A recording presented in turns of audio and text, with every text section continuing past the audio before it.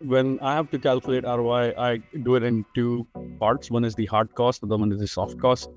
Hard costs are things like, am I going to actually save on resource costs? Resources in the hardware and software cost out of the box.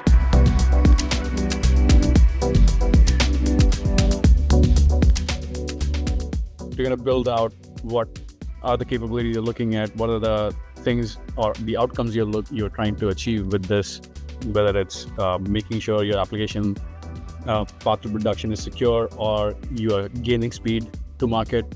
Based on those different outcomes which you're trying to achieve, you're able to find ways where you should buy versus where you should build.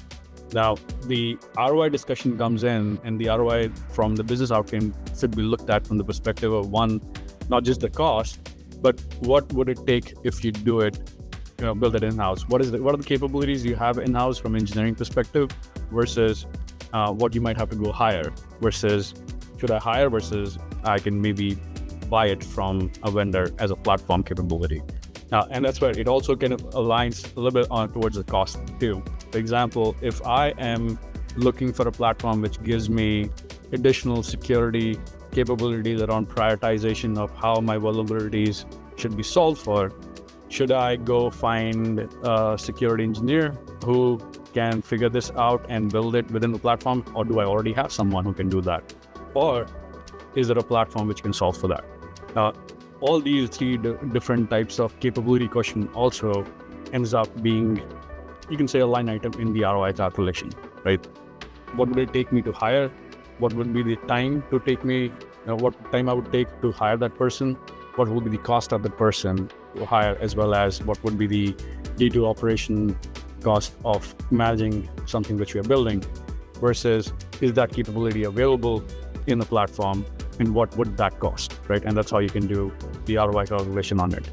So what I would say is, from the ROI perspective and from a perspective of what a business leadership will be looking at and should be looking at, is not just the hard cost around resource cost versus what is the engineer's cost versus what is the platform cost, but what is the cost of finding that talent, what is the cost of getting to that solution, what time it will take to get to that solution, what is that opportunity cost.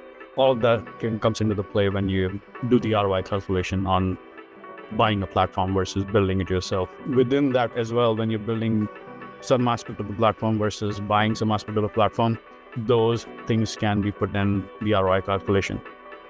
And by the way, these are the different aspects of whether you should build versus buy. And I would recommend for you to build if you have these things available to you, versus I would recommend these aspects to be bought because this makes sense. When I have to calculate ROI, I do it in two parts. One is the hard cost, the other one is the soft cost.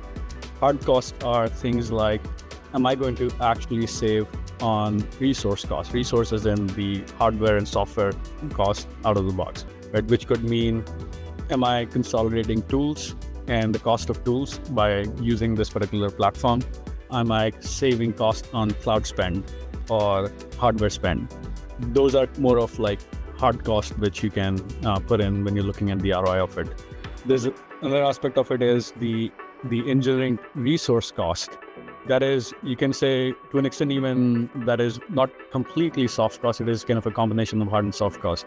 If I can do some work with 5 engineering resources, if I'm doing it myself, if I'm using a platform, I can do it with 1 or 2 engineering resources.